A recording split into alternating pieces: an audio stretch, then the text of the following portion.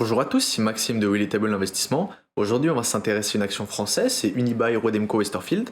On va s'intéresser donc un peu plus au secteur de l'immobilier, comme j'ai pu le faire sur ma dernière vidéo sur le secteur des rates. Si vous ne l'avez pas vu, je vous invite à la voir. On va regarder tout de suite qu'est-ce que fait cette entreprise. Donc Unibail opère dans le segment des shopping centers, donc aussi des bureaux et des conventions et des expositions. Aujourd'hui, on va s'intéresser énormément au shopping center, donc à la majeure partie de ses revenus. Donc si on regarde sur un graphique, sur le graphique, on voit que depuis 5 ans, on a eu des plus hauts à 262 et aujourd'hui, on a des plus bas à 51. Alors donc on a touché en plus bas à 32 dollars, mais vous voyez que depuis 2015, donc c'est-à-dire 8 ans, c'est-à-dire quelqu'un qui aurait investi déjà depuis un peu plus de 10 ans sur cette entreprise, ne serait pas rentable à l'heure d'aujourd'hui. Donc si on regarde sur 5 ans, on voit voilà, donc encore plus grosse pente, une accélération due au Covid. Et ensuite vous avez vu une faible augmentation. Vous voyez, depuis ces tout bas niveaux, on a eu un haut à 80 en 2021, puis ensuite, vous voyez un canal baissier, un canal baissier sur 6 mois.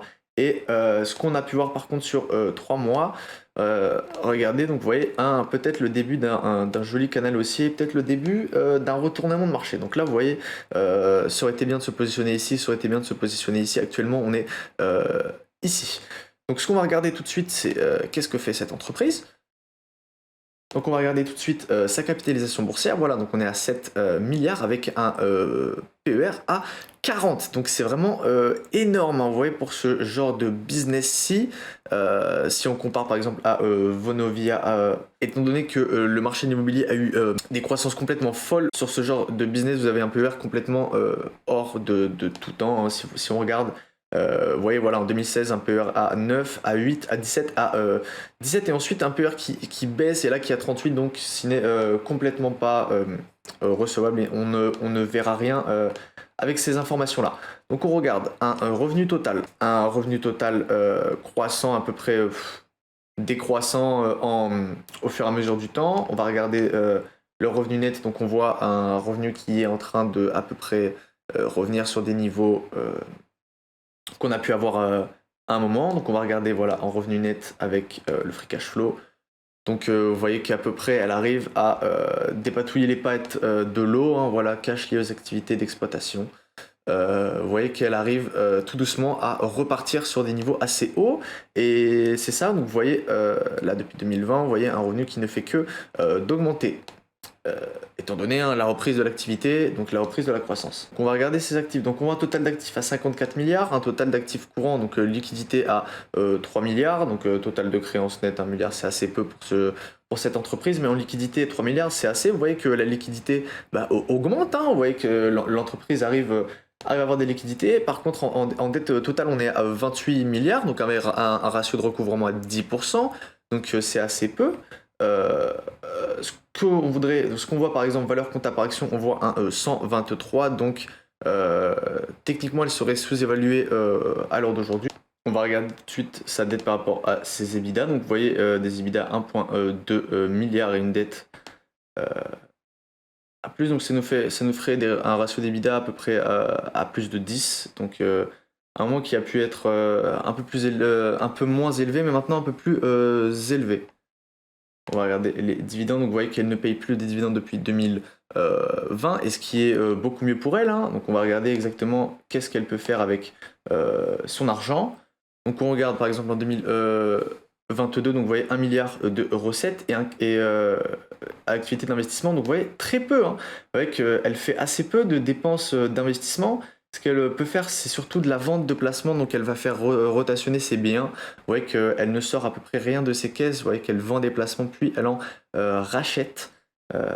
Voilà, après qu'est-ce qu'on peut voir en activité de financement, donc qu'est-ce qu'elle émet des nouvelles actions. Donc vous voyez que ponctuellement elle va émettre de nouvelles actions. Par contre, ce qu'on voit, c'est qu'elle retire sa dette en semestriel. Vous voyez que tous les semestres elle retire sa dette, à part en 2020, mais ça c'est tout à fait normal. Ça veut dire que c'est une très très bonne information. Donc vous voyez que les dividendes étaient assez élevés, hein, représentaient vraiment une très très très grosse part des cash d'exploitation. Donc heureusement qu'elle l'a coupé. Vous voyez qu'elle peut beaucoup mieux rembourser sa dette si elle avait continué à verser des dividendes. Là, vous voyez d'ailleurs qu'elle a dû s'endetter pour continuer à les verser. Là aussi, hein, vous voyez, je ne sais, voilà, elle s'est financée par exemple avec de l'émission d'actions. Donc ce n'est pas une bonne idée si vous voulez avoir un revenu croissant. Et si vous voyez une entreprise qui, pour verser ses dividendes, a besoin d'élargir son capital ou a besoin d'émettre de la dette, c'est forcément une mauvaise chose. Voilà, donc on va regarder tout de suite le 2023 Alfier résulte de cette compagnie. Ce qu'on peut voir tout de suite, c'est 8% de net real income, 1,8% de cost of debt, donc c'est un peu plus bas, voilà, parce que la dette a été remboursée, et vous voyez une dette sur EBITDA à 9,4 contre 9,6 sur 2022. Donc on a une augmentation, elle continue de payer sa dette, elle continue d'avoir de l'argent. On a 9% en plus dans les malls et 7% en plus de personnes en soi. Le nombre vacancy rates à peu près, donc vous voyez qu'il y a, ça continue de baisser. Donc le nombre de magasins loués continue de baisser, mais le nombre de personnes continue à affluer, donc c'est sûrement assez anecdotique. J'imagine, je pense qu'à un moment ça va forcément remonter vu le nombre de personnes qui repartent dans les centres. Voilà, donc si vous regardez, il compare les food sales avec les sales, donc vous voyez que ça a vraiment pas mal augmenté, hein. On a 10 millions en plus pour les ventes, et après des variables inconnues. Si on regarde exactement, voilà, aux États-Unis, donc on a une plus faible augmentation due sûrement au nombre de malls qu'ils ont là-bas.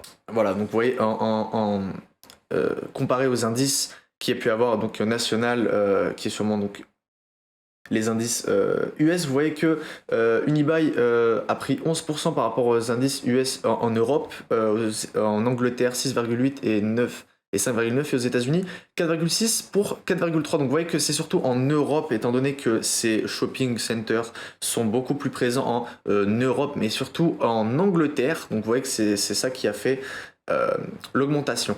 Voilà, donc vous voyez entertainment pour les salles de jeux vidéo qui augmentent, fitness qui augmente, et food qui augmente, étant donné que ça ce sont de la consommation, donc ça rentre toujours dans des besoins primaires qui ne feront que d'augmenter. Donc ce sont des très bonnes informations à prendre sur ce genre de business-ci, hein. Plus de personnes qui rentrent, voilà, des nouveaux contrats avec par exemple Sephora, vous voyez ici.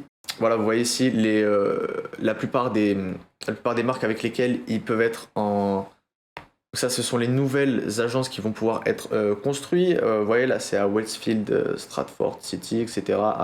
Surtout en Angleterre. Vous voyez, 1700 nouveaux écrans dans les malls, 510 physiques activités de toutes ces entreprises. Là, donc 18% de revenus à peu près par visiteur par rapport à 2022, et 19,6 en 2 millions par rapport au net. Donc vous voyez par exemple en Espagne une augmentation beaucoup plus proportionnelle, étant donné qu'ils sont peu présents à ces endroits-là. Et donc là, ils nous montrent les endroits qui vont délivrer en construction. Donc vous avez Westfield Hambourg, à Londres, à la Défense et à Paris. Donc vous voyez combien exactement va rentrer dans ces caisses Unibail. Donc là par exemple, elle va avoir un très gros contrat sur l'année 2024. Donc c'est une entreprise à sûrement suivre de près.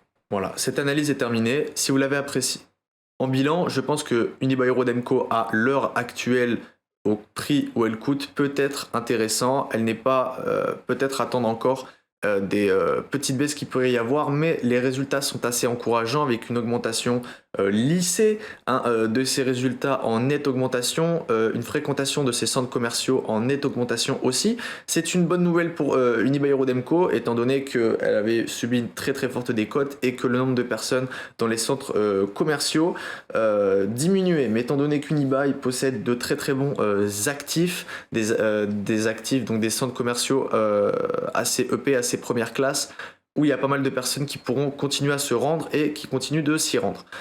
Voilà, c'était Maxime, j'espère que vous avez apprécié cette vidéo. Si vous l'avez appréciée, n'hésitez pas à mettre un like et à vous abonner à la chaîne, et moi je vous dis à bientôt.